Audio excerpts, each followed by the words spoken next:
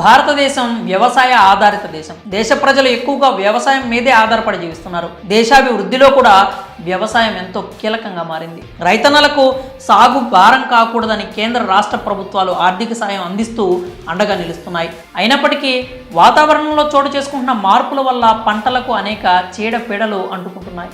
దీంతో పంట దిగుబడులు తగ్గిపోతున్నాయి.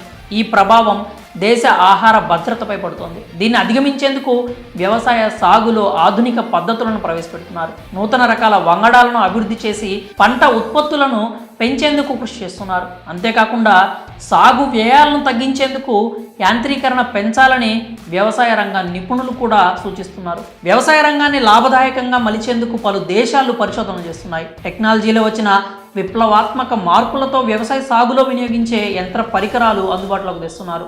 డేటా అనలిటిక్స్, రోబోటిక్స్, కృత్రిమ మేధ వంటి ఆధునిక సాంకేతికత ద్వారా పనిచేసే వ్యవసాయ పరికరాలు అందుబాటులోకి వస్తున్నాయి. దుక్కి దున్నడం మొదలుకొని పంట చేతికొచ్చే వరకు అనేక రకాల యంత్ర పరికరాలు అందుబాటులోకి వచ్చాయి. దీంతో సాగు వ్యయం తగ్గడంతో పాటు పంట దిగుబడులు కూడా పెరుగుతున్నాయి. విదేశాల్లో మాదిరే భారత్లో కూడా వ్యవసాయ సాగులో అనేక మార్పులు వచ్చాయి. రైతులు యంత్ర పరికరాలను విరివిగా వినియోగిస్తున్నారు. పంటలకు వచ్చే చీడపీడలను అరికట్టేందుకు పిచికారీ చేయడానికి అనేక రకాల స్ప్రేయర్స్ అందుబాటులో ఉన్నాయి. దీంతోపాటు డ్రోన్ల ద్వారా కూడా పిచికారీ చేసే వారి సంఖ్య పెరిగిపోయింది. అయితే ఈ డ్రోన్ల వినియోగంపై హైదరాబాద్కు చెందిన మారుత్ డ్రోన్స్ మహిళలకు ఉచితంగా శిక్షణ ఇచ్చేందుకు ముందుకొచ్చింది. కేవలం 2 వారాల్లోనే శిక్షణను పూర్తి చేసుకోవచ్చు. అనంతరం డ్రోన్ ఫ్లయింగ్ చేస్తూ నెలకు 40,000 రూపాయల పైన సంపాదించుకోవచ్చు. ఇటీవలే ఈ సంస్థ వ్యవసాయంలో వినియోగించే డ్రోన్లను తయారు చేసేందుకు DGCA నుంచి అనుమతులు పొందింది. మారుత్ డ్రోన్స్ తయారు చేసిన AG365S కిసాన్ డ్రోన్ ద్వారా మరింత మందికి డ్రోన్ ఫ్లయింగ్లో శిక్షణ అందించేందుకు సన్నాహాలు చేస్తోంది. డ్రోన్స్ ద్వారా ఉపాధి పొందాలనుకునే సర్వీస్ ప్రొవైడర్లకు, రైతులతో పాటు స్వయంగా ఉపాధి పొందాలనుకునే మహిళలకు 2 వారాల్లోనే డ్రోన్ లైసెన్సులు అందజేస్తోంది. దీంతో పంట పొలాల్లో మందు పిచికారీ సులభతరం అవుతుంది. రైతులకు పొలాల వద్దే శిక్షణ అందిస్తున్నట్లు కంపెనీ వ్యవస్థాపకులు ప్రేమ్ కుమార్ వెల్లడించారు.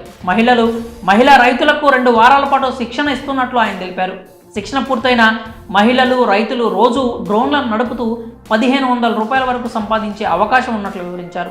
డ్రోన్ కొనుగోలు చేయాలనుకునే రైతులకు తక్కువ వడ్డీకే 10 లక్షల వరకు, సర్వీస్ ప్రొవైడర్లకు 2 కోట్ల రూపాయల వరకు రుణాలు అందిస్తున్నారని చెప్పారు. కేంద్ర ప్రభుత్వం నుంచి 50 నుంచి 100% వరకు సబ్సిడీ కూడా లభించే అవకాశం ఉందని తెలిపారు. ఇక DGCA నిబంధనల ప్రకారం డ్రోన్ ఫ్లయింగ్ చేయాలనుకునే వారికి 18 ఏళ్ల వయస్సు, పాస్పోర్టు తప్పనిసరిగా ఉండాలి.